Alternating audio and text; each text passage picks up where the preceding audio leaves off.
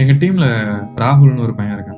அவங்க அப்பா வந்து சின்ன வயசுலயே தவறிட்டாங்க. ஒரு நாள் ஆஃபீஸ்ல இருந்தேன். அப்ப அவனோட ஸ்டேட்டஸ் பார்க்கும்போது அவன், "அப்பா நீங்க என் லைஃப்ல இருந்திருந்தீங்கன்னா நான் இந்நேரம் நான் இவ்வளவு கஷ்டப்பட்டுருக்க மாட்டேனேப்பா." அவங்க அப்பா இருக்கும்போது ரொம்ப வெல்த்தியா இருந்தாங்க. அவங்க அப்பா இல்லாதனால ரொம்ப கஷ்டப்பட்டாங்க. ஆனா அவனுக்காக ஏதாவது பண்ணணும்னு நான் யோசிச்சேன். அவனோட லைஃப்ப வச்சு ஒரு ஸ்டோரி எடுக்கணும். ஒரு ஷார்ட் வீடியோ எடுக்கணும்.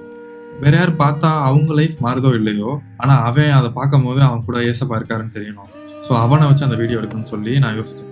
கவலைகள் தீர்ப்பார், கண்ணீர் துடைப்பான்னு சொல்லி கிப்சன் துரை அவங்க வந்து ஒரு கவர் சாங் பண்ணியிருப்பாங்க.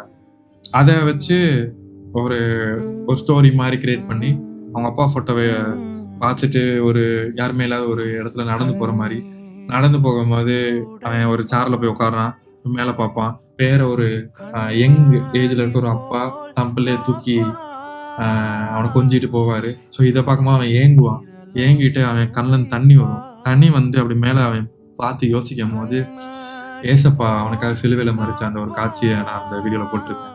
அதுக்கப்புறமேட்டுக்கு பரவால்ல நமக்காக ஏசப்பா இருக்காரு. நம்ம லைஃப்ப நல்லா பார்த்துப்பாருன்ற ஒரு ஜோனுக்குள்ள அவன் போயிருவான். இப்ப இந்த வீடியோ மத்தவங்க பார்த்து அவங்க லைஃப் ட்ரான்ஸ்ஃபார்ம் ஆகுதோ இல்லையோ, நாளைக்கு அவன் அவங்க அப்பா இல்லையேன்னு அவன் யோசித்தானா, அந்த வீடியோ அவன் பார்த்தானா, எனக்கு ஏசப்பா இருக்காரு. ஏசப்பா எனக்காக சிலுவையில மரிச்சிருக்காரு. அவரும் என் லைஃப்ப மாத்திருவாருன்ற ஒரு நம்பிக்கை அவனுக்குள்ள வந்துரும். அவனுக்கு இருக்க அந்த குறைவு, அப்பா இல்லன்ற குறைவு, இன்னைக்கு எனக்கு தெரிஞ்சு நான் அந்த வீடியோ பண்ணதுக்கு அப்புறம் அவன் எப்பப்பலாம் அவன் கஷ்டத்துல இருக்கானோ, அவன் எனக்கு தெரிஞ்சு அந்த வீடியோ பார்ப்பான்.